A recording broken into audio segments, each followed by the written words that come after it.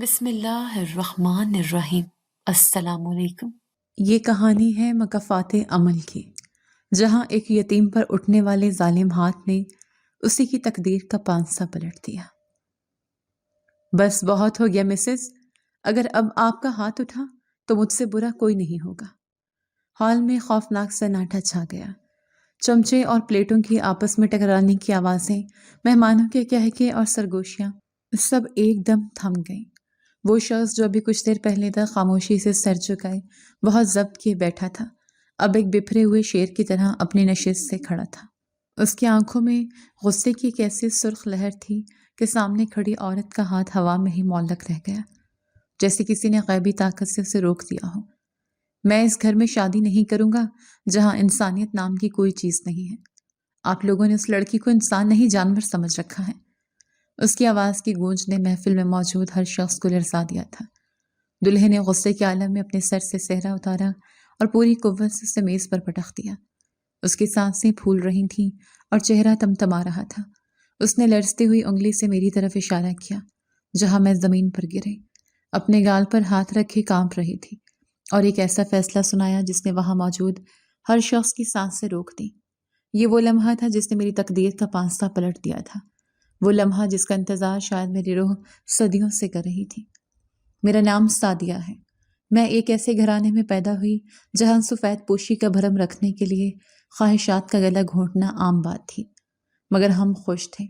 میرے ابا ایک سرکاری اسکول میں ماسٹر تھے اور اپنی تھوڑی سی تنخواہ میں بھی ہمیں بادشاہوں جیسی زندگی دینے کی کوشش کرتے تھے۔ ابا اور چچا دو ہی بھائی تھے۔ ابا بڑے تھے اور چچا چھوٹے۔ دونوں کی شادی ایک ہی گھر میں ہوئی تھی۔ ہم سب ایک مشترکہ خاندانی نظام کے تحت ایک ہی چھت تلے رہتے تھے۔ ہمارے گھر کا آنگن بڑا تھا، مگر دل شاید سب کے اتنے بڑے نہیں تھے۔ میری پیدائش میرے والدین کی شادی کے پورے 8 سال بعد ہوئی تھی۔ یہ وہ وقت تھا جب خاندان والوں نے میری ماں کو بانجھ ہونے کے طعنے دینا شروع کر دیے تھے۔ دوسری طرف چچا کے ہاں شادی کے پہلے سال ہی بیٹی ہوئی اور پھر یک کے بعد دیگری دوسری بیٹی بھی آ گئی۔ چچی، جو کہ رشتے میں ابا کی کزن بھی لگتی تھیں، میری ماں سے شدید حسد کرتی تھی۔ یہ حسد اس وقت نفرت میں بدل گیا جب میں دنیا میں آئی اور میرے باپ نے مجھے سر کا تاج بنا لیا۔ ابھی میں بمشکل 1 سال کی تھی کہ چچی کے ہاں بیٹا پیدا ہو گیا۔ گھر میں جیسے خوشی کا طوفان آ گیا۔ چچی کا غرور 7ویں آسمان پر پہنچ گیا۔ وہ اکثر صحن میں چارپائی پر بیٹھی اپنی بیٹیوں کے بالوں میں تیل لگاتے ہوئے اونچی آواز میں کہتی تھی تاکہ کچن میں موجود میری ماں سن لیں، دیکھا بھابھی، اللہ نے مجھے کیسے رحمتوں اور نعمتوں سے نوازا ہے۔ بیٹیاں بھی دی ہیں اور اب وارث بھی دے دیا۔ تم تو 8 سال بیٹھی رہی اور پھر ہوئی بھی تو بیٹی، جس نے کل کو پرائے گھر چلے جانا ہے۔ اماں یہ سن کر اداس ہو جاتی اور نظریں جھکا کر خاموشی سے سبزی کاٹنے لگتی۔ ان کے پاس ان تانوں کا کوئی جواب نہیں ہوتا تھا۔ ایسے میں ابا وہاں آ جاتے، شاید وہ چچی کی باتیں سن لیتے تھے۔ وہ مسکراتے ہوئے میرے پاس آتے اور مجھے گود میں اٹھا کر ہوا میں اچھالتے ہوئے کہتے، میری بیٹی تو میرے لیے 7 بیٹوں جیسی ہے۔ بھابھی، آپ اپنے بیٹے پر ناز کریں، مجھے میری سعدیہ پر ناز ہے، یہ میرا نام روشن کرے گی۔ ابا کی یہ باتیں میری ماں کے زخمی دل پر مرہم رکھ دیتی۔ چچا اگرچہ چچی کی طرح زہریلی نہیں تھے، مگر وہ اپنی بیوی کے اثر میں بہت زیادہ تھے۔ ان کا اپنی زبان پر کوئی اختیار نہ تھا، وہی بولتے جو چچی کہتی۔ تاہم انہوں نے ایک دن جذباتی ہو کر ابا سے کہا، بھائی جان، ہم بھائیوں کا رشتہ بچوں میں بھی قائم رہنا چاہیے۔ جیسے ہی میرے بچے بڑے ہوں گے، میں اپنے بیٹے احمد کی شادی سعدیہ سے کرواؤں گا۔ ابا نے مسکراتے ہوئے حامی بھر لی، کیوں نہیں، یہ تو خوشی کی بات ہے۔ بچے گھر کے گھر میں ہی رہیں گے، اپنی آنکھوں کے سامنے۔ لیکن شاید تقدیر کو ہمارے لیے کچھ اور ہی منظور تھا۔ خوشیوں کو جیسے نظر لگ گئی۔ جب میں 3 سال کی ہوئی تو میری ماں کے سر میں شدید درد رہنے لگا۔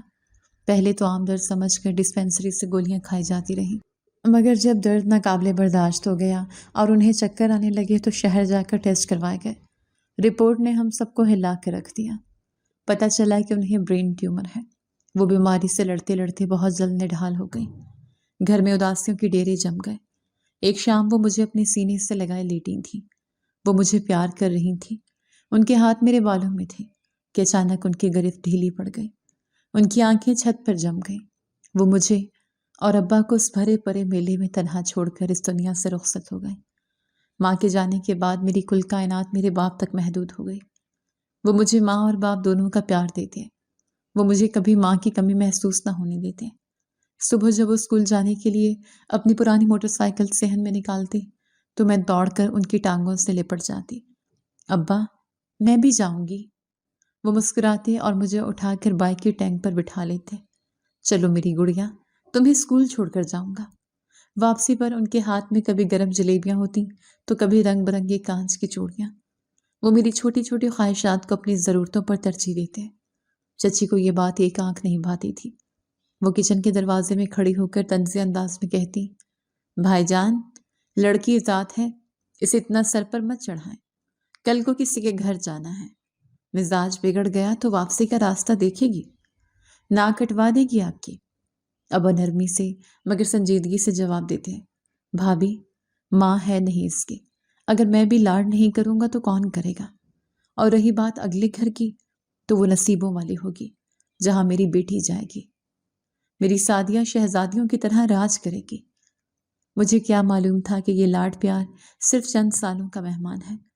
میں 12 برس کی تھی جب زندگی نے دوسرا اور سب سے بڑا وار کیا، ایسا وار جس نے میری ہستی کو ریزہ ریزہ کر دیا۔ اس دن بہت شدید دھند تھی، ہاتھ کو ہاتھ سجائی نہیں دے رہا تھا۔ ابا مجھے اسکول چھوڑ کر دوسرے گاؤں اپنے اسکول جا رہے تھے۔ راستے میں دھند کی وجہ سے ایک تیز رفتار ٹریکٹر ٹرالی والے نے ان کی موٹر سائیکل کو ٹکر مار دی۔ سر پر شدید چوٹ آئی اور وہ موقع پر ہی دم توڑ گئے۔ جب ان کی میت گھر آئی تو مجھے لگا جیسے میرے سر سے آسمان ہٹ گیا ہو۔ میں چیخ چیخ کر انہیں اٹھانے کی کوشش کر رہی تھی۔ میں ان کے سینے سے لگ کر دہائیاں دے رہی تھی کہ ابا اٹھیں، ابا مجھے چوڑیاں لا کر دیں، مگر وہ خاموش تھے۔ اس دن صرف میرا باپ نہیں مرا تھا، بلکہ میری عزت، میرا سکون، میرا بچپن اور میری تمام خوشیاں بھی اسی کفن میں دفن ہو گئی تھی۔ تدفین کے تیسرے دن ہی جب ابھی کل کی تلاوت ہو رہی تھی، چچی نے میرا اسکول کا بستے اٹھا کر اسٹور روم میں پھینک دیا۔ میں ڈرتے ڈرتے ان کے پاس گئی۔ چچی، مجھے اسکول جانا ہے، میرا ہوم ورک رہتا ہے۔ چچی نے حقارت سے مجھے سر سے پاؤں تک دیکھا اور ہاتھ میں پکڑا ہوا جھاڑو میری طرف اچھال دیا۔ اسکول؟ کون سا اسکول؟ اب تمہارے باپ کا خزانہ نہیں دبا ہوا جو میں تمہاری فیسیں بھروں اور نخرے اٹھاؤں؟ آج سے تم گھر کا کام کرو گی۔ تمہارے چچا اکیلے کمانے والے ہیں اور کھانے والے 10 منہ ہیں۔ مفت کی روٹیاں توڑنے کی اجازت نہیں ہے یہاں۔ پڑھ لکھ کر تم نے کون سا افسر لگ جانا ہے؟ میں روتی ہوئی چچا کے پاس گئی کہ شاید وہ کچھ بولے، شاید انہیں اپنے بھائی کا خیال آ جائے، مگر وہ اخبار میں منہ دیے بیٹھے رہے۔ انہوں نے ایک نظر اٹھا کر بھی مجھے نہیں دیکھا۔ ان کی خاموشی نے میرے دل پر آخری وار کیا۔ اس دن مجھے سمجھ آ گئی کہ اب اس گھر میں میری حیثیت بیٹی کی نہیں بلکہ ایک ملازمہ کی ہے، یا شاید ملازمہ سے بھی بدتر۔ وقت گزرتا گیا، میں 12 سے 18 سال کی ہو گئی۔ ان 6 سالوں میں نے کتابوں کی جگہ برتن دھوئے اور قلم کی جگہ جھاڑو تھاما۔ میرے ہاتھ کھردرے ہو گئے، چہرہ دھوپ اور آگ کی تپش سے کملا گیا۔ میری کزنز شازیہ اور نازیہ اسکول سے کالج اور پھر یونیورسٹی پہنچ گئیں، نت نئے کپڑے پہنتی، پارلر جاتی، جبکہ میں گھر کی 4 دیواری میں قید ہو کر رہ گئی۔ مجھے پرانے اترن پہنائے جاتے۔ چچی کا رویہ دن بدن ظالمانہ ہوتا جا رہا تھا۔ وہ نہ صرف مجھ سے جانوروں کی طرح کام لیتی بلکہ ذرا سی غلطی پر مار پیٹ سے بھی دریغ نہ کرتی۔ سب سے خوفناک بات یہ تھی کہ وہ شام کو چچا کے کان بھرتی تاکہ چچا کے دل میں میرے لیے جو تھوڑی بہت ہمدردی بچی ہے وہ بھی ختم ہو جائے۔ سنیے، آج پھر محلے کا وہ لڑکا چھت کی طرف دیکھ رہا تھا۔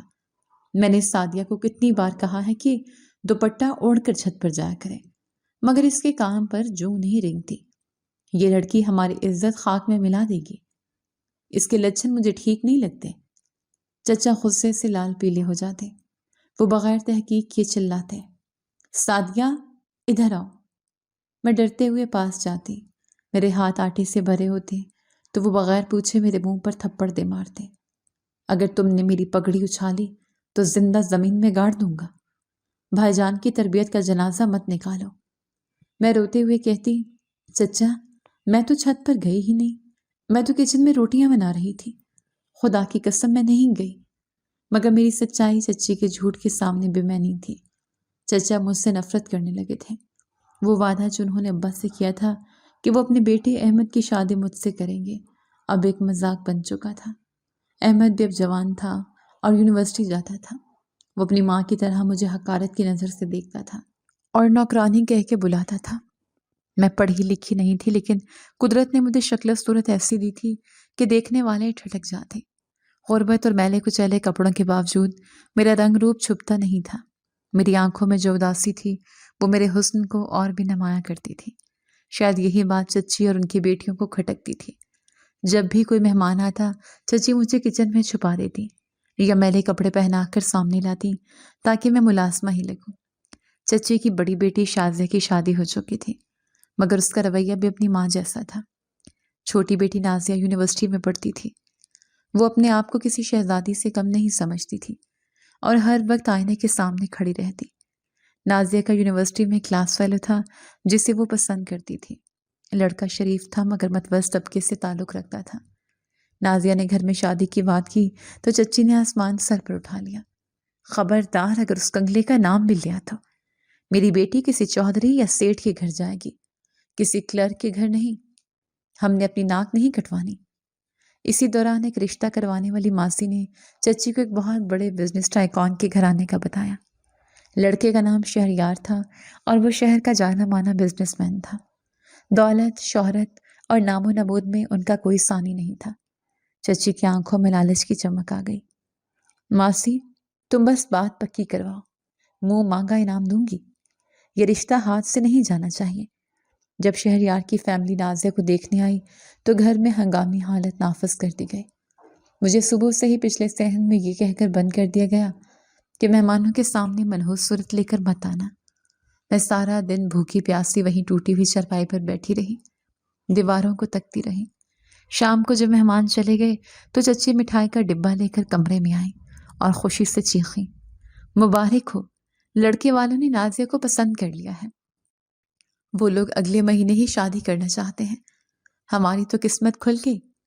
نازیہ جو کل تک اپنے کلاس فیلو کے لیے جان دینے کی باتیں کر رہی تھی، شہریار کی گاڑی، برانڈڈ سوٹ اور کوٹھی کی تصویریں دیکھ کر فوراً بدل گئی۔ اس نے اسی وقت اپنے بوائے فرینڈ کو فون کیا اور بے رحمی سے کہا، دیکھو ہمارے اسٹیٹس میچ نہیں کرتے۔ میں تم جیسے مڈل کلاس لڑکے کے ساتھ پوری زندگی بسوں کے دھکے نہیں کھا سکتی۔ میرا رشتہ ایک بہت بڑے بزنس مین سے ہو گیا ہے۔ آج کے بعد مجھے فون مت کرنا۔ اس نے اتنی آسانی سے ایک رشتہ توڑ کر دوسرے امیر رشتے کو گلے لگا لیا، جیسے کہ پرانا لباس بدلتا ہے۔ اسے اپنے حسن اور قسمت پر نیا غرور چڑھ گیا تھا۔ شادی کی تاریخ طے پا گئی۔ چچی کی خوشی سنبھالی نہیں جا رہی تھی۔ وہ چاہتی تھیں کہ منگنی کا خرچہ بچایا جائے اور ڈائریکٹ نکاح کیا جائے۔ شہریار والے بہت امیر تھے، مگر چچی نے روتے ہوئے ڈرامہ رچایا کہ ہم سفید پوش لوگ ہیں، بیٹی کی رخصتی سادگی سے کرنا چاہتے ہیں۔ شہریار کے والدین بہت سلجھے ہوئے لوگ تھے۔ انہوں نے چچی کی بات مان لی اور سادگی سے نکاح کی تقریب طے پا گئی، مگر چچی کی سادگی کا مطلب صرف اپنا پیسہ بچانا تھا، شہریار والوں سے نہیں۔ انہوں نے جہیز اور بری کے نام پر لڑکے والوں سے لاکھوں کے تحائف کی فرمائشیں شروع کر دیں۔ گھر میں شادی کی تیاریاں عروج پر تھیں۔ رنگ و روغن ہو رہا تھا، نئے پردے لگ رہے تھے۔ ان سب کاموں کا بوجھ میرے ناتواں کاندھوں پر تھا۔ میں صبح 5 بجے اٹھتی اور رات 2 بجے تک کام کرتی، کبھی درزی کے چکر، کبھی صفائی، کبھی مسالے پیسنا۔ میرے ہاتھوں میں چھالے پڑ گئے تھے اور پیروں میں سوجن آ گئی تھی، مگر چچی کو رحم نہیں آتا تھا۔ وہ صوفے پر بیٹھ کر ہاتھ میں چائے کا کپ تھامے احکامات جاری کرتی۔ سعدیہ، پردے ٹھیک سے دھوئے ہیں نا؟ کہیں داغ تو نہیں رہ گئے؟ اگر شہریار کی ماں نے کوئی نقص نکال دیا تو میں تمہاری کھال کھینچ لوں گی۔ سعدیہ قالین پر مٹی نظر آ رہی ہے، دوبارہ جھاڑو لگاؤ۔ اندھی ہو کیا؟ شادی سے 2 دن پہلے مجھے ہلکی حرارت محسوس ہونے لگی، جسم ٹوٹ رہا تھا اور سر بھاری تھا۔ مجھے لگ رہا تھا کہ میں گر جاؤں گی۔ میں نے ہمت کر کے چچی سے کہا، چچی میری طبیعت ٹھیک نہیں ہے، کیا میں تھوڑی دیر لیٹ جاؤں؟ مجھ سے کھڑا نہیں ہوا جا رہا۔ چچی نے مجھے گھور کر دیکھا اور طنزیہ ہنسی۔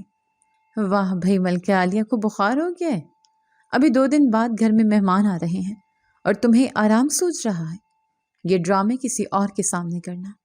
جاؤ جا کر مہمانوں کے کمرے صاف کرو، جب تک کام ختم نہیں ہوگا کھانا نہیں ملے گا۔ میں خاموشی سے اٹھ کر چلی گئی۔ دوائی تو دور کی بات، مجھے آرام کا ایک لمحہ بھی میسر نہیں تھا۔ بخار بڑھتا گیا مگر کام کی رفتار کم نہیں ہوئی۔ اگلے دن رسم مایوں تھی، گھر مہمانوں سے بھرا ہوا تھا۔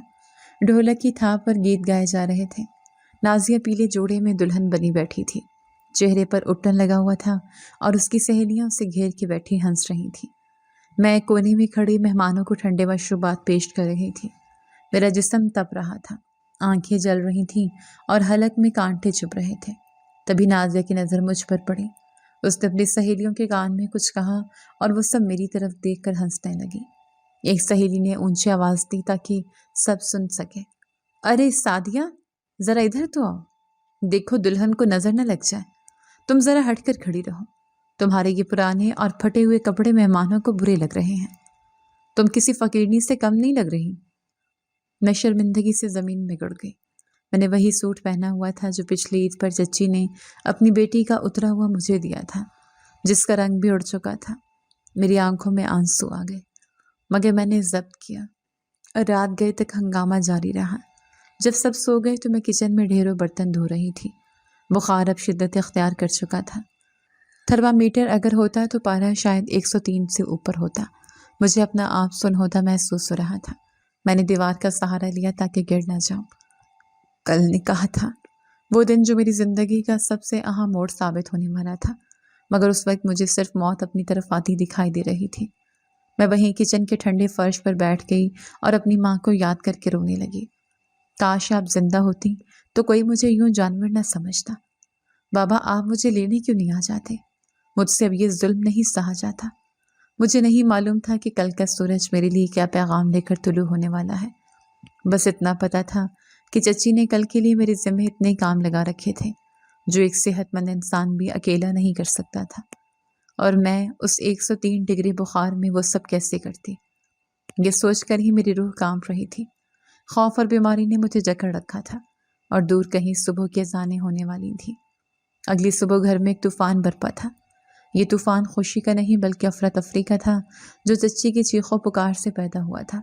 سورج ابھی پوری طرح نکلا بھی نہیں تھا کہ گھر کے در و دیوار ہلنے لگے۔ آج شام شہریار اور ان کے والدین نے رسم حنا اور کھانے پر آنا تھا۔ یہ نکاح سے پہلے کی ایک رسم ملاقات تھی تاکہ دونوں خاندانوں کے قریبی رشتہ دار آپس میں گھل مل جائیں۔ چچی کا بس نہیں چل رہا تھا کہ وہ پورے گھر کو سونے کا بنا دے۔ انہوں نے صبح سویرے ہی مجھے اٹھا دیا تھا۔ میرا سر بھاری تھا اور حلق میں کانٹے چبھ رہے تھے، مگر میں نے شکایت کرنے کی بجائے خاموشی سے دوپٹہ سر پر جمایا اور کام پر لگ گئی۔ سعدیہ، او منحوس ماری، ابھی تک برتنوں کی ٹوکری وہیں پڑی ہے؟ مہمانوں کے آنے میں صرف 4 گھنٹے رہ گئے ہیں اور تمہاری سستی نہیں جا رہی؟ چچی کی آواز میرے کانوں میں ہتھوڑے کی طرح لگی۔ میں کچن میں فرش پر بیٹھی دیگوں جیسے بڑے پتیلے مانج رہی تھی۔ ٹھنڈا پانی جب میرے بخار سے تپتے ہاتھوں پر پڑتا تو مجھے جھرجھری آ جاتی۔ چچی، صابن ختم ہو گیا ہے، دوسرا دے دیں۔ میں نے ہمت کر کے آواز لگائی۔ چچی کچن کے دروازے پر نمودار ہوئیں۔ ان کے ہاتھوں میں نئے پردے تھے۔ انہوں نے حقارت سے مجھے دیکھا۔ تم کھاتی بھی راکشسوں کی طرح ہو اور چیزیں بھی اسی طرح ضائع کرتی ہو۔ ابھی کل ہی تو ٹکیا دی تھی، اب کیا میں صابن بلانے بیٹھ جاؤں؟ راکھ سے مانج لو برتن، خبردار جو مجھے دوبارہ آواز دی۔ میں نے خاموشی سے راکھ اٹھائی اور پتیلے رگڑنے لگی۔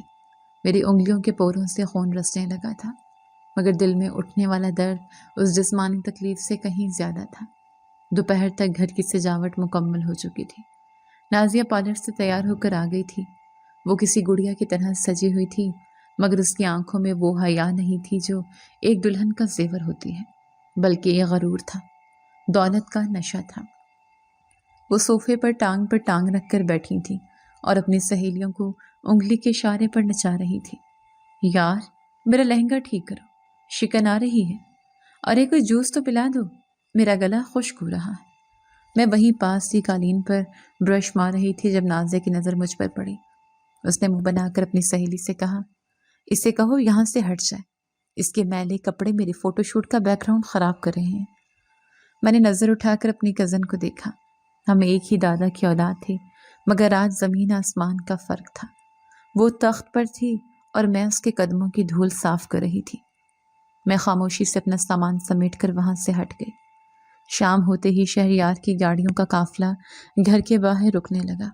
وہ بہت بڑی گاڑیاں تھیں جنہیں دیکھ کر محلے والے بھی گھروں سے باہر نکل آئے تھے۔ چچی اور چچا دوڑ کر استقبال کے لیے گئے۔ میں کچن کی کھڑکی سے یہ منظر دیکھ رہی تھی۔ گاڑی کا دروازہ کھلا اور شہریار باہر نکلا۔ وہ ایک وجیح اور باروب شخصیت کا مالک تھا۔ اس کے چہرے پر سنجیدگی تھی۔ وہ نازیہ کے ان اوچھو لڑکوں جیسا نہیں تھا جو گلیوں میں سیٹیاں بجاتے پھرتے تھے۔ اس کے اطاعت اس کے والدین تھے، سفید بالوں والی باوقار خاتون اور ایک معمر شخص۔ چچی نے بچ بچ کر ان کا استقبال کیا۔ آئیے آئیے، ہمارے غریب خانے میں خوش آمدید۔ شہریار بیٹا، ماشاءاللہ نظر نہ لگے۔ وہ انہیں ڈرائنگ روم میں لے گئے۔ مجھے حکم تھا کہ جب تک مہمانوں کو کچھ چاہیے نہ ہو میں سامنے نہ ہوں۔ تھوڑی دیر بعد چچی کچن میں آئے۔ ان کا سانس پھولا ہوا تھا۔ سعدیہ جلدی کرو، چائے اور لوازمات ٹرالی میں لگاؤ، اور سن، دوپٹہ ڈھنگ سے اوڑھ لینا، اپنی یہ منحوس شکل چھپا کر رکھنا۔ شہریار کی والدہ بہت اصول پسند عورت ہے، انہیں بدسلیقی پسند نہیں۔ میں نے کامتے ہاتھوں سے ٹرالی سجائی۔ میرا بخار اب تیز ہو رہا تھا، ٹانگیں میرا بوجھ اٹھانے سے قاصر تھیں، مگر میں نے دیوار کا سہارا لے کر خود کو سنبھالا اور ٹرالی دھکیلتی ہوئی ڈرائنگ روم کی طرف بڑھی۔ جیسے ہی میں کمرے میں داخل ہوئی سب کی نظریں مجھ پر پڑیں۔ نازیہ شہریار کے ساتھ والے صوفے پر بیٹھی بڑے سٹائل سے ہنس ہنس کر باتیں کر رہی تھی۔ مجھے دیکھتے ہی اس کے ماتھے پر بل پڑ گئے۔ میں نے جھکی نظروں کے ساتھ ٹرالی میں اس کے قریب کی۔ شہریار کی والدہ، جنہیں سب بیگم صاحبہ کہہ رہے تھے، انہوں نے مجھے غور سے دیکھا۔ بیٹا، تم ٹھیک تو ہو؟ تمہارا چہرہ بہت سرخ ہو رہا ہے۔ ان کا لہجہ اتنا نرم تھا کہ میں ایک لمحے کے لیے چونک گئی۔ اس گھر میں مجھ سے کسی نے اس لہجے میں بات نہیں کی تھی۔ اس سے پہلے کہ میں کچھ بولتی، چچی فوراً بول پڑیں۔ ارے کچھ نہیں بہن جی، یہ ہماری دور کی رشتہ دار ہے، یتیم ہے بیچاری، ذرا دماغ سے پیدل ہے اور کام چور بھی، سارا دن دھوپ میں پھرتی رہتی ہے، اس لیے چہرہ لال ہے، آپ اس کی فکر نہ کریں۔ میں نے لب بھینچ لیے۔ چچی نے مجھے پاگل قرار دے دیا تھا۔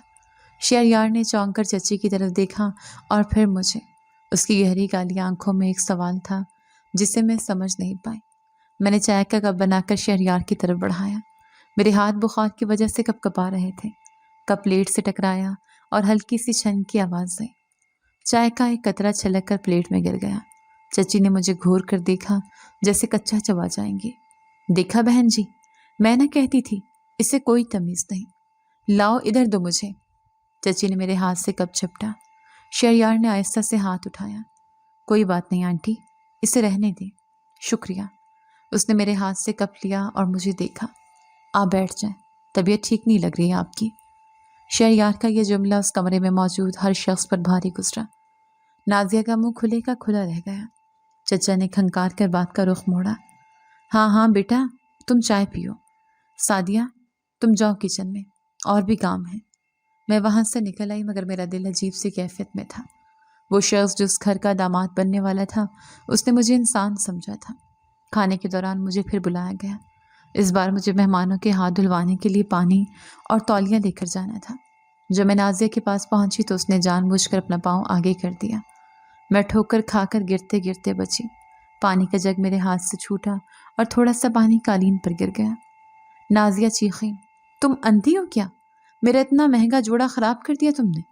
تمہیں کوئی کام ڈھنگ سے نہیں آتا۔ ماما اس لڑکی کو یہاں سے ہٹائیں، یہ سارا موڈ خراب کر رہی ہے۔ چچی اٹھ کر آئیں اور میرے بازو پر زور سے چٹکی کاٹی۔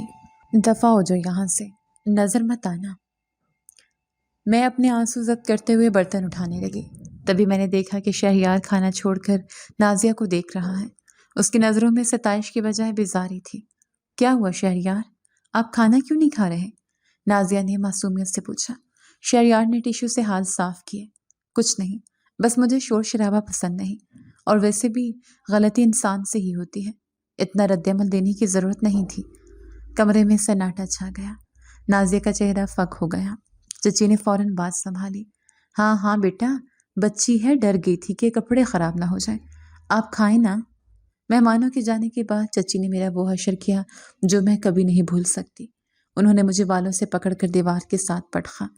تو اس لیے آئی تھی وہاں، اپنی منحوس شکل دکھانے؟ تاکہ لڑکا تجھ پر ترس کھائے۔ سن لے کان کھول کر، اگر کل نکاح کے وقت تم نے کوئی ڈرامہ کیا تو میں تمہیں جان سے مار دوں گی۔ مجھے رات کا بچا کچھ کھانا بھی نہیں دیا گیا۔ میرا بخار اب شدت اختیار کر چکا تھا، جسم آگ کی طرح تپ رہا تھا۔ میں اپنے چھوٹے سے ٹھنڈے کمرے میں بغیر بستر کے لیٹی ہوئی تھی۔ باہر صحن میں کل کے نکاح کی تیاریاں ہو رہی تھیں، لائٹیں لگ رہی تھیں، پھولوں کی سجاوٹ ہو رہی تھی۔ مجھے رشیدہ بھی یعنی کام والی کی آواز سنائی دی۔ بیگم صاحبہ، سعدیہ بی بی کی حالت بہت خراب لگ رہی ہے، انہیں ڈاکٹر کے پاس لے جائیں۔ چچی کی بے رحم آواز آئی۔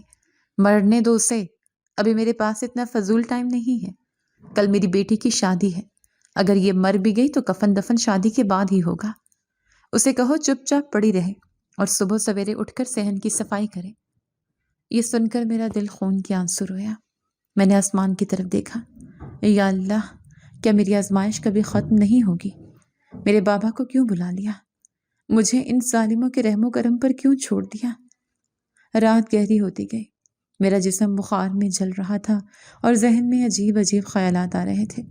کبھی مجھے لگتا کہ بابا میرے سرہانے بیٹھے ہیں اور کبھی لگتا کہ چچی مجھے مارنے آ رہی ہیں۔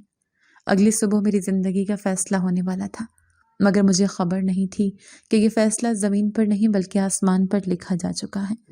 وہ رات میری زندگی کی سب سے لمبی اور تکلیف دہ رات تھی۔ میں کروٹیں بدلتی رہی، پانی کے لیے ترستی رہی، مگر کوئی مجھے پانی کا ایک گھونٹ دینے والا بھی نہیں تھا۔ کل کا سورج طلوع ہونے والا تھا، وہ سورج جو چچی کے گھر خوشیاں لانے والا تھا اور میرے لیے مزید ذلت۔ مگر قدرت خاموشی سے اپنا کھیل ترتیب دے رہی تھی، ایک ایسا کھیل جس کے مہرے اپنی جگہ پر آ چکے تھے، بس شہ اور مات کا فیصلہ باقی تھا۔ دوسری طرف شہر کے پوش علاقے میں ایک عالیشان بنگلے کے وسیع لاؤنج میں شہریار ابھی تک جاگ رہا تھا۔ وہ صوفے پر بیٹھا گہری سوچ میں گم تھا جب اس کی والدہ بیگم فریدہ آہستہ سے چلتی ہوئی وہاں آئی۔ شہریار بیٹا، ابھی تک جاگ رہے ہو؟ کل تمہارا نکاح ہے، تمہیں تو ابھی سو جانا چاہیے تھا۔ بیگم فریدہ نے بیٹے کے کندھے پر ہاتھ رکھتے ہوئے نرمی سے کہا۔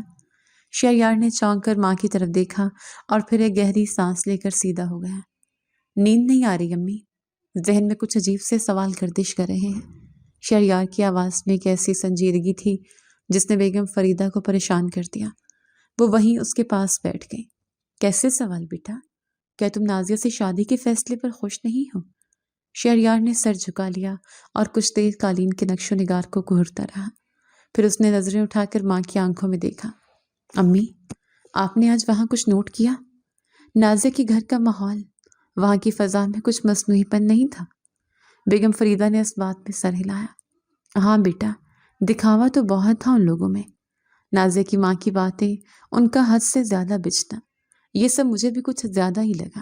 لیکن بیٹا، ہمیں لڑکی سے مطلب ہے، اور نازیہ پڑھی لکھی ماڈرن لڑکی ہے، شاید ایڈجسٹ کر لے۔ شہریار بے چینی سے کھڑا ہو گیا اور لاؤنج میں ٹہلنے لگا۔ مسئلہ صرف دکھاوے کا نہیں ہے امی، مسئلہ رویوں کا ہے۔ آپ نے اس لڑکی کو دیکھا تھا، وہ جو چائے لے کر آئی تھی؟ سعدیہ نام تھا شاید اس کا۔ شہریار کے ذہن میں میری وہ سہمی ہوئی صورت اور سرخ چہرہ گھوم گیا۔ ہاں، بیچاری بہت بیمار لگ رہی تھی، اس کی چچی کہہ رہی تھی کہ دماغی طور پر کمزور ہے۔ بیگم فریدہ نے یاد کرتے ہوئے کہا۔ نہیں امی، وہ مجھے دماغی مریض نہیں لگی، اس کی آنکھوں میں وحشت نہیں تھی، خوف تھا، ایک ایسا خوف جو برسوں کے جبر سے پیدا ہوتا ہے۔ جب اس کے ہاتھ سے چائے کا کپ چھلکا تو اس کے چہرے پر جو رنگ آئے تھے وہ شرمندگی کے نہیں تھے، وہ دہشت کے تھے، جیسے اسے یقین ہو کہ اب اس پر کوئی آفت ٹوٹنے والی ہے۔ اور نازیہ کا رویہ، اس نے جس طرح اسے دھتکارا، وہ مجھے بالکل اچھا نہیں لگا۔ شہریار کی بات سن کر بیگم فریدہ خاموش ہو گئی۔ بیٹے کی یہ مشاہداتی قوت ہمیشہ سے بہت تیز تھی۔ بیٹا، ہر گھر کے اپنے مسائل ہوتے ہیں، ہو سکتا ہے وہ لڑکی واقعی کام چور ہو، جیسا اس کی چچی نے کہا۔ تم زیادہ مت سوچو، اب رشتہ طے ہو چکا ہے، کل نکاح ہے، ان باتوں کو ذہن سے جھٹک دو۔ شہریار نے خاموشی سے سر ہلا دیا، مگر اس کا دل مطمئن نہیں تھا۔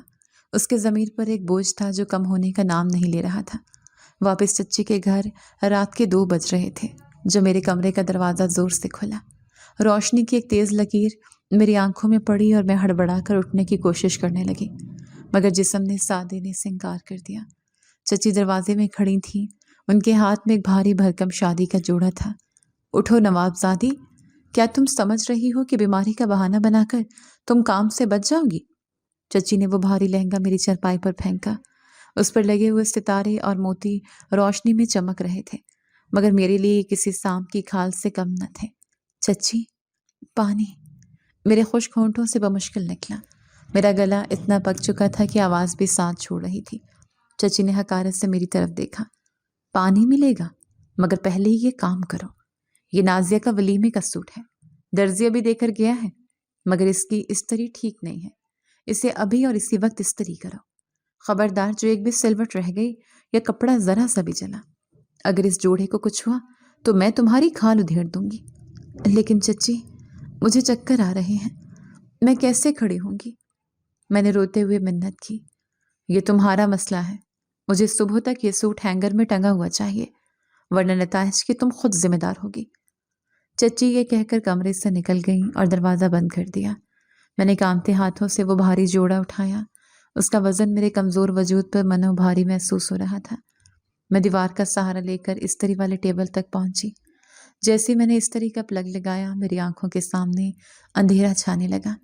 مجھے لگا کہ میں گر جاؤں گی اور یہ گرم استری میرے اوپر گر جائے گی۔ میں نے اپنی آنکھیں زور سے بند کی اور اپنے باپ کو یاد کیا۔ بابا دیکھیں، آپ کی گڑیا کے ساتھ کیا ہو رہا ہے؟ آپ تو کہتے تھے کہ میں شہزادی ہوں۔ شہزادیاں تو ایسی نہیں ہوتی بابا، شہزادیاں تو نازیہ جیسی ہوتی ہیں۔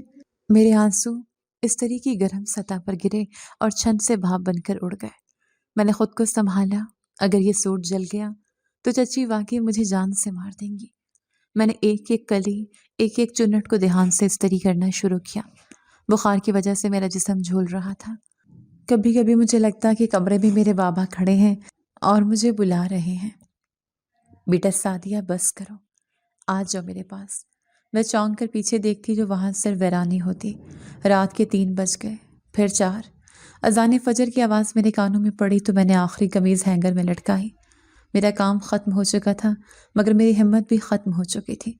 میں وہیں قالین پر جے نماز بچھا کر سجدے میں گر گئی، پھوٹ پھوٹ کر رو پڑی۔ یا اللہ، میں تھک گئی ہوں، مجھے یا تو صبر دے دے یا قبر دے دے۔ میرے مالک، میں یتیم ہوں، میرا کوئی سہارا نہیں۔ تو 70 ماؤں سے زیادہ پیار کرنے والا ہے، مجھ پر رحم کر، میرے لیے کوئی فرشتہ بھیج دے یا مجھے یہاں سے اٹھا لے۔ سجدے میں روتے روتے میری ہچکیاں بن گئیں۔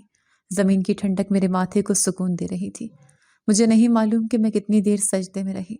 جب میں نے سر اٹھایا تو کھڑکی سے ہلکی ہلکی روشنی آ رہی تھی۔ صبح صادق کا وقت تھا۔ اچانک کمرے کا دروازہ آہستہ سے کھلا۔ رشیدہ بھی ڈرتے ڈرتے اندر داخل ہوئیں۔ ان کے ہاتھ میں ایک پیالے میں گرم دودھ اور ایک روٹی تھی۔ سعدیہ بیٹی، انہوں نے سرگوشی کی۔ میں نے پلٹ کر دیکھا تو وہ تیزی سے میرے پاس آئیں اور میرے ماتھے پر ہاتھ رکھا۔ ان کا چہرہ خوف سے سفید ہو گیا۔ ہائے اللہ، تم تو کوئلے کی طرح تپ رہی ہو، ظالم عورت نے تمہیں ساری رات جگایا ہوا ہے۔ انہوں نے زبردستی مجھے دودھ کا گلاس تھمایا۔ پی لو جلدی سے، اس سے پہلے کہ ڈائن جاگ جائے۔ میں نے بڑی مشکل سے یہ دودھ چھپایا ہے۔ میں نے انکار کرنا چاہا کیونکہ حلق سے کچھ اتر نہیں رہا تھا، لیکن رشیدہ بھی کی ممتا بھری آنکھوں نے مجھے مجبور کر دیا۔ میں نے بمشکل 2 گھونٹ دودھ پیا ہی تھا کہ باہر صحن سے چچے کی گرجدار آواز آئی، رشیدہ، مر گئی ہو کیا؟ چولہا ابھی تک ٹھنڈا پڑا ہے اور مہمانوں کے ناشتے کا وقت ہونے والا ہے۔ رشیدہ بھی گھبرا گئی۔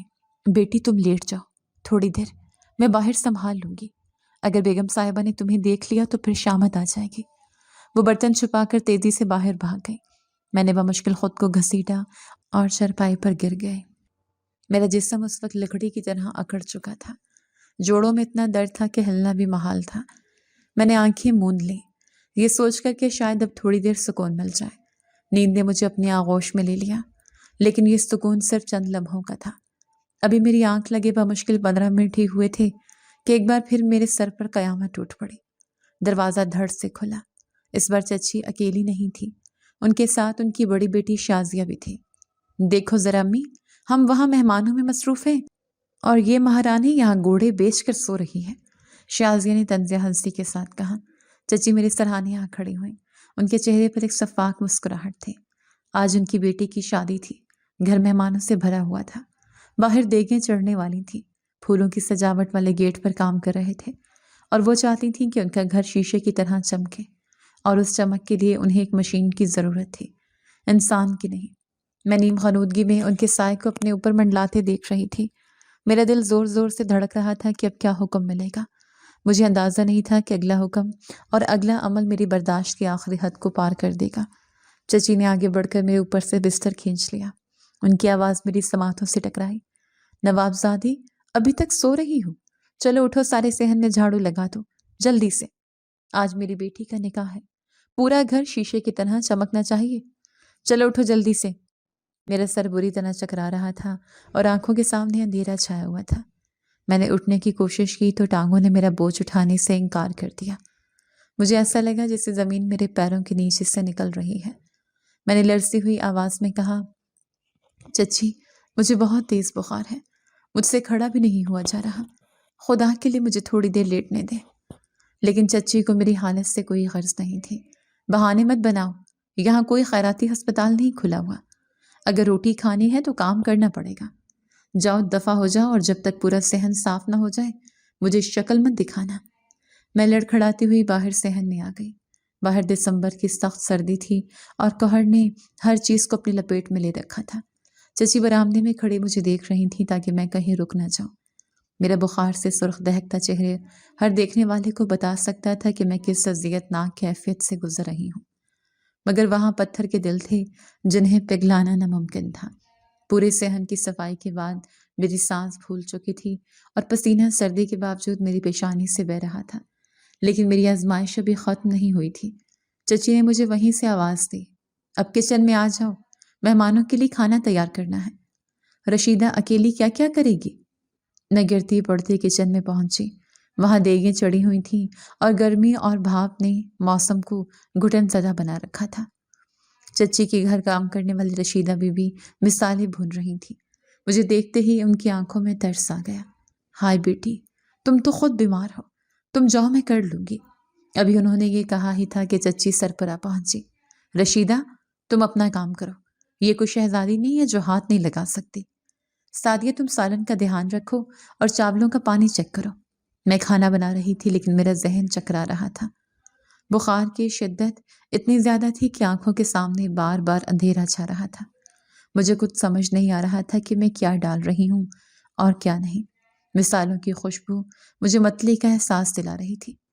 میرا منہ کڑوا ہو چکا تھا، اس لیے مجھے ذائقے کا بھی پتہ نہیں چل رہا تھا۔ بس میں کان کی انداز میں ہاتھ چلا رہی تھی اور دل میں اللہ کو پکار رہی تھی کہ یا تو مجھے موت دے دے یا اس عذاب سے نجات۔ دوپہر تک گھر مہمانوں سے بھر چکا تھا، ہر طرف کہکے اور خوشیوں کا شور تھا۔ نازیہ سرخ جوڑے میں دلہن بنی بیٹھی تھی اور اس کے چہرے پر ایک فاتحانہ مسکراہٹ تھی۔ وہ بار بار اپنی سہیلیوں کو دکھا رہی تھی کہ اس کی شادی کتنے بڑے گھر میں ہو رہی ہے۔ نکاح کا وقت قریب آ گیا تھا۔ چچی نے حکم دیا کہ نکاح سے پہلے مہمانوں کو کھانا سرو کرنا ہے۔ مردانے میں شہریار اور اس کے گھر والے موجود تھے، جبکہ خواتین زنانے میں تھیں۔ میں چچی کی کام والی رشیدہ بی کے ساتھ مل کر ٹیبل پر کھانا لگانے لگی۔ میرے ہاتھ کانپ رہے تھے اور ڈونگے کا وزن مجھے پہاڑ جیسا لگ رہا تھا۔ میں نے بڑی مشکل سے سالن کا ڈونگا مردانے میں بڑی میز پر رکھا جہاں شہریار اور اس کے والدین بیٹھے تھے۔ چچی بڑے فخر سے مہمانوں کے پاس کھڑی تھیں اور اپنی مہمان نوازی کی تعریفیں بٹیر رہی تھیں۔ کھائیں نا بھائی صاحب، یہ خاص طور پر گھر میں تیار کروایا ہے، باہر کے کھانوں میں وہ ذائقہ کہاں۔ یہ کہتے ہوئے چچی نے خود سالن کا چمچ بھرا اور شہریار کی پلیٹ میں ڈالنے لگی۔ پھر انہوں نے دکھاوے کے لیے خود بھی تھوڑا سا سالن چکھا تاکہ سب کو یقین دلا سکیں کہ کھانا کتنا لذیذ ہے۔ جیسے ہی نوالا چچی کے حلق سے نیچے اترا، ان کے چہرے کا رنگ بدل گیا۔ انہوں نے فوراً پلیٹ میز پر پٹخی اور میری طرف مڑی۔ یہ کیا بنایا تم نے؟ اس میں تو نمک ہی نہیں ہے۔ میں خوفزدہ ہو کر پیچھے ہٹی۔ چچی، وہ میں شاید بھول گئی۔ تمہاری یہ بھول میری ناک کٹوانے کے لیے کافی ہے۔ چچی کا غصہ قابو سے باہر ہو گیا۔ انہوں نے یہ بھی نہیں دیکھا کہ سامنے کون بیٹھا ہے۔ وہ تیزی سے آگے بڑھی اور بھری محفل میں میرے منہ پر ایک زوردار تھپڑ دے مارا۔ چٹاخ کی آواز پورے ہال میں گونج گئی۔ میری بیٹی کے نکاح کا کھانا تھا اور سب کچھ برباد کر کے رکھ دیا۔ تمہیں میں پال رہی ہوں، تمہارے نخرے اٹھا رہی ہوں، اور تم نے میری عزت خاک میں ملا دی۔ چچی کا تھپڑ اتنی زور سے تھا کہ میرا کان سن ہو گیا اور آنکھوں کے سامنے تارے ناچنے لگے۔ میں اپنا گال پکڑ کر وہیں زمین پر بیٹھ گئی۔ مجھے لگا اتنا درد، اتنی تکلیف تو مجھے باپ کے مرنے پر بھی نہیں ہوئی تھی جتنا آج اس بھری محفل میں تذلیل پر ہوئی ہے۔ میرے آنسو ٹپ ٹپ کر کے فرش پر گرنے لگے۔ چچی اب بھی چیخ رہی تھی، بالکل اپنی ماں کی طرح کی تیری عقل ہے، منحوس کہیں کی۔ میں نے سر اٹھا کر دیکھا تو چچی کی دونوں بیٹیاں شازیہ اور دلہن بنی نازیہ منہ پر ہاتھ رکھے ہنس رہی تھیں۔ انہیں میری بے بسی اور ذلت پر لطف آ رہا تھا۔ نازیہ جو اپنے ہونے والے شوہر کے ساتھ والی کرسی پر تو نہیں مگر سامنے صوفے پر نمایاں بیٹھی تھی، میری طرف دیکھ کر طنزیہ مسکرا رہی تھی۔ لیکن اسی لمحے کچھ ایسا ہوا جس کی توقع کسی کو نہیں تھی۔ میز پر ایک سناٹا چھا گیا۔ شہریار جو اب تک خاموش تماشائی بنا بیٹھا تھا، اس نے اپنی پلیٹ کو پرے سرکایا۔ اس کی آنکھیں غصے سے سرخ ہو رہی تھیں۔ وہ حیرت اور دکھ سے کبھی مجھے دیکھتا جو زمین پر گری پڑی تھی اور کبھی نازیہ کو جو ہنس رہی تھی۔ ماں بیٹیوں کی یہ بے حسی دیکھ کر وہ ایک دم سے اپنی کرسی سے کھڑا ہوا۔ کرسی پیچھے گرنے کی آواز نے سب کو چونکا دیا۔ بس بہت ہو گیا۔ اس کی آواز میں ایسی گرج تھی کہ چچی کی زبان کو جیسے تالا لگ گیا۔ میں اس گھر میں شادی نہیں کروں گا جہاں پر اس قدر ظالم لوگ رہتے ہیں۔ پورے پنڈال میں سناٹا چھا گیا۔ چچا جو مہمانوں میں مصروف تھے دوڑتے ہوئے آئے۔ شہریار کے والدین بھی گھبرا کر کھڑے ہو گئے۔ یہ کیا کہہ رہی ہو بیٹا؟ آج نکاح ہے تمہارا؟ شہریار کے والد نے اسے سمجھانے کی کوشش کی۔ نہیں بابا، میں اندھا نہیں ہوں۔ کل سے میں نوٹ کر رہا ہوں کہ اس گھر میں انسانیت نام کی کوئی چیز نہیں ہے۔ اس نے انگلی سے میری طرف اشارہ کیا جہاں میں اب بھی فرش پر بیٹھی کانپ رہی تھی۔ دیکھیں اس لڑکی کو، اس کا چہرہ دیکھیں، یہ بخار سے تپ رہی ہے۔ کوئی اندھا بھی بتا سکتا ہے کہ یہ شدید بیمار ہے، اور اس حالت میں اسے جانوروں کی طرح کام لیا جا رہا ہے، اور صرف نمک کم ہونے پر اس پر ہاتھ اٹھایا گیا۔ اور وہ دیکھیں، اس نے نازیہ کی طرف اشارہ کیا، وہ لڑکی جو میری بیوی بننے والی ہے، وہ اپنی کزن کی تذلیل پر ہنس رہی ہے۔ جو عورت اپنے خون کی نہیں ہو سکتی، وہ میری اور میرے گھر والوں کی کیا ہوگی؟ چچی کے تو جیسے پیروں تلے زمین نکل گئی۔ وہ ہاتھ جوڑ کر آگے بڑھیں۔ نہیں نہیں بیٹا، تم غلط سمجھ رہے ہو۔ یہ تو بس گھر کی بات ہے۔ یہ لڑکی ہے ہی ایسی، کام چور ہے۔ شہریار نے ہاتھ کے اشارے سے چچی کو روکا۔ خاموش ہو جائیں آپ، میں نے اپنی آنکھوں سے سب دیکھا ہے۔ یہ کوئی کام چور نہیں ہے، بلکہ آپ لوگ ظالم ہیں۔ آپ نے ایک یتیم بچی کو ملازمہ بنا رکھا ہے۔ شہریار نے فیصلہ کن انداز میں اپنے والدین کی طرف دیکھا۔ بابا، ماں، اگر آپ لوگ چاہتے ہیں کہ میں شادی کروں تو میری ایک شرط ہے۔ سب حیرانی سے اس کا منہ تکنے لگے۔ میں نکاح کروں گا تو اسی لڑکی سے، اور ابھی کروں گا۔ اس نے میری طرف اشارہ کیا۔ کمرے میں موجود ہر شخص پر سکتہ طاری ہو گیا۔ چچی کی آنکھیں خوف سے پھیل گئی۔ نازیہ کے چہرے سے مسکراہٹ غائب ہو گئی اور وہ بت بنی بیٹھی رہ گئی۔ شہریار کے والد نے بیٹے کے کندھے پر ہاتھ رکھا۔ بیٹا، یہ تم جذباتی ہو کر فیصلہ کر رہے ہو۔ نہیں بابا، یہ جذباتی فیصلہ نہیں ہے، یہ میرا ضمیر کہہ رہا ہے۔ میں اس یتیم لڑکی کو اس جہنم سے نکالنا چاہتا ہوں۔ اگر آپ میرا ساتھ نہیں دیں گے تو میں ہمیشہ کے لیے کنوارا رہ لوں گا، مگر اس گھر کی دوسری بیٹی سے شادی نہیں کروں گا۔ شہریار کی سنجیدگی دیکھ کر اس کے والدین نے سر جھکا لیا۔ وہ اپنے بیٹے کے مزاج سے واقف تھے۔ چچی نے واویلا کرنا شروع کر دیا۔ یہ کیا ظلم ہے؟ میری بیٹی کا کیا قصور ہے؟ ہائے میں لٹ گئی۔ میری سجی سجائی بارات واپس جا رہی ہے۔ چچا جو اب تک خاموش تماشائی بنے ہوئے تھے، شاید ان کا ضمیر جاگ اٹھا تھا، یا شاید وہ شہریار کی دولت کو ہاتھ سے نہیں جانے دینا چاہتے تھے۔ انہوں نے آگے بڑھ کر چچی کو بازو سے پکڑا اور زور سے جھٹکا دیا۔ خاموش ہو جا بیگم، تم نے اپنے ہاتھوں سے اپنی بیٹی کی قسمت برباد کی ہے۔ میں تمہیں منع کرتا تھا کہ سعدیہ پر ظلم نہ کرو، مگر تم نے میری ایک نہ سنی۔ آج اللہ نے سعدیہ کی سن لی ہے۔ پھر وہ شہریار کی طرف مڑے۔ بیٹا، مجھے منظور ہے، میں سعدیہ کا نکاح تم سے کرواؤں گا۔ نازیہ چیختی رہی، چچی اپنا سر پیٹتی رہی، مگر تقدیر کا لکھا پورا ہو چکا تھا۔ وہ بارات جو نازیہ کو لینے آئی تھی اب میری ڈولی اٹھانے کی تیاری کر رہی تھی۔ مولوی صاحب کو دوبارہ بلایا گیا۔ مجھے رشیدہ بی نے سہارا دے کر اٹھایا اور اندر کمرے میں لے گئی۔ میرا بخار اب بھی ویسا ہی تھا، مگر اندر سے ایک عجیب سا سکون اتر رہا تھا۔ انہوں نے میرا منہ دھلایا اور نازیہ کا ہی ایک سادہ سوٹ مجھے پہنایا، کیونکہ میرے پاس تو ڈھنگ کے کپڑے بھی نہیں تھے۔ جب میں نکاح نامے پر دستخط کر رہی تھی تو میرے ہاتھ کانپ رہے تھے۔ میں رو رہی تھی، مگر یہ آنسو کمزوری کے نہیں تھے، یہ تشکر کے آنسو تھے۔ یہ پہلی بار تھا جب کسی نے میرے لیے آواز اٹھائی تھی۔ کسی نے مجھے کوڑا کرکٹ نہیں بلکہ انسان سمجھا تھا۔ چچی باہر صحن میں دہائیاں دے رہی تھیں۔ لوگ سرگوشیاں کر رہے تھے، لیکن میں آج برسوں بعد خود کو زندہ محسوس کر رہی تھی۔ اور رخصتی کے وقت شہریار نے مجھے خود سہارا دے کر گاڑی میں بٹھایا۔ اس نے گاڑی میں بیٹھتے ہی میرے ماتھے پر ہاتھ رکھا۔ تمہیں تو بہت تیز بخار ہے، ہمیں گھر جانے سے پہلے ڈاکٹر کے پاس جانا ہوگا۔ اس کے لہجے میں جو فکر تھی اس نے میرے برسوں کے زخموں پر مرہم رکھ دیا۔ میں شادی کروا کر اس کے ساتھ اس کے بڑے گھر میں چلی گئی، جہاں مجھے شہزادیوں کی طرح پروٹوکول دیا جاتا تھا۔ میرے ساس سسر نے مجھے بیٹی بنا کر رکھا۔ وہ میری ہر چھوٹی بڑی ضرورت کا خیال رکھتے تھے۔ شہریار مجھ پر جان چھڑکتا تھا۔ اب جب کبھی مجھے ذرا سا بھی بخار ہوتا ہے تو پورا گھر پریشان ہو جاتا ہے۔ کوئی مجھے یہ نہیں کہتا کہ اٹھو کام کرو، کوئی ظلم نہیں کرتا، مگر اب ساتھ میں ایک ایسا ہاتھ ہوتا ہے جو میری پیشانی پر ٹھنڈی پٹیاں رکھتا ہے اور پیار سے کہتا ہے، اب تم اکیلی نہیں ہو سعدیہ، اب میں تمہارے ساتھ ہوں۔ اللہ کی لاٹھی بے آواز ہے۔ وقت نے ایسا پلٹا کھایا کہ دیکھنے والے عبرت پکڑ گئے۔ چچی کی بیٹی نازیہ کی 2 جگہ شادی ہوئی، لیکن اس کے تکبر اور بد زبان طبیعت کی وجہ سے دونوں جگہ سے اسے طلاق ہو گئی، کیونکہ چچی اور اس کی بیٹی کی حرکتیں اور فطرت نہیں بدلی تھی۔ 2 دفعہ بیٹی کی طلاق اور گھر میں بیٹھی جوان بیٹی کے تانوں نے چچی کو اندر سے کھوکھلا کر دیا۔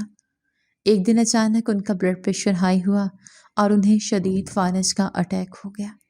وہ عورت جو کبھی پورے گھر پر راج کرتی تھی اور جس کی آواز سے در و دیوار ہلتے تھے، آج وہ ایک لاش کی طرح چرپائی پر پڑی ہے۔ اس کا منہ ٹیڑھا ہو چکا ہے اور وہ بولنے سے قاصر ہے۔